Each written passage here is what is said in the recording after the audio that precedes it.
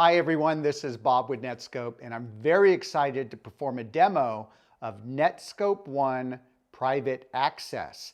Now today's demo is going to be through the lens of Universal Zero Trust Network Access, also known as UZTNA. Now UZTNA is a unified security architecture that replaces fragmented VPN and NAC by applying consistent, context-driven zero trust access policies to all users and devices, whether they are connecting locally or through the cloud. Okay, so let's start with the setup, and this involves three simple steps that are really your path to UZTNA. The first step is to deploy a Netskope publisher. Now this is a lightweight virtual machine that can live in your data center, public cloud, or even on a Netskope One gateway appliance. And what the publisher does is it establishes a secure outbound only connection to Netskope New Edge, and it brokers access without exposing your network. This is a big difference between what this does and, for example, a VPN concentrator that's open to the outside world, it's open to attacks, etc. You don't have that issue with this outbound only connection. Now, when configured as a local broker, the publisher can also manage access directly on your own local network. This keeps the traffic at the edge. It ensures lightning fast performance for on-site users without need to hairpin them to the cloud. So that's the first step. You got the publisher, local broker configuration. The next step is we need to onboard our applications into this zero trust network access world.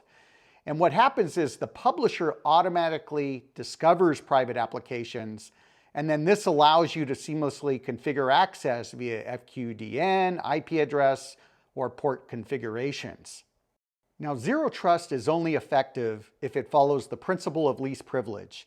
To ensure your configs stay tight, Netskope uses an AI ops agent to analyze actual traffic patterns against your current private app configuration.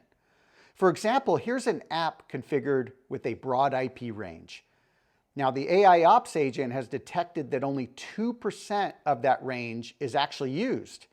And with one click, we can grant the agent permission to right-size the policy, effectively swapping the broad range for specific active IPs that are actually being used. It's the same story for ports. Instead of leaving a wide open range, the AI ops recommends narrowing it down to only 3 ports actually in use.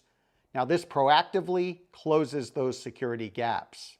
Okay, so now that we performed the first 2 steps, we've deployed publisher, we've effectively configured local broker, and then we've discovered and onboarded our apps. The third and final step is we need to create zero trust policies. Now, unlike a VPN that hands out keys to the kingdom, these policies grant access only to specific segments based on identity, device posture, and location. It's really the signals and context that inform a more effective zero trust policy posture, if you will. Now that we have a configuration in place, let's see it in action. Here's a remote user accessing a help desk application. Their identity and device posture are verified instantly, and they have fast and secure access directly to this application. However, if they try to touch an engineering app, they're immediately denied because they lack the privilege.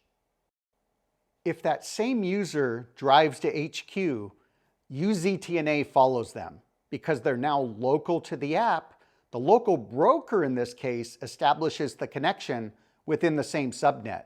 The security is just as tight, but the latency is nearly zero. For third parties or BYOD, Netskope offers a number of deployment options. The Netskope One Enterprise Browser is very popular for governing zero trust access to third parties, BYOD, or environments where you can't put a Netskope client. This extends the same zero trust controls to that Netskope One Enterprise Browser. Now you can also layer in advanced protections like advanced DLP and threat protection. For DLP, you want to make sure sensitive data does not leak into unmanaged devices, a very important use case. Netskope One Private Access also handles server-initiated flows. In this scenario, a server needs to access a user's desktop for remote assistance. Now, this connection is still brokered via ZTNA, allowing a secure session without exposing the device to the open network. And then finally, UZTNA can be extended to the world of IoT and OT devices, where devices are discovered, they're classified, and the risk of the devices is assessed and scored, and then you can extend zero trust policies all the way to those IoT, OT devices. And that is how Netskope enables universal zero trust network access. Thank you for watching.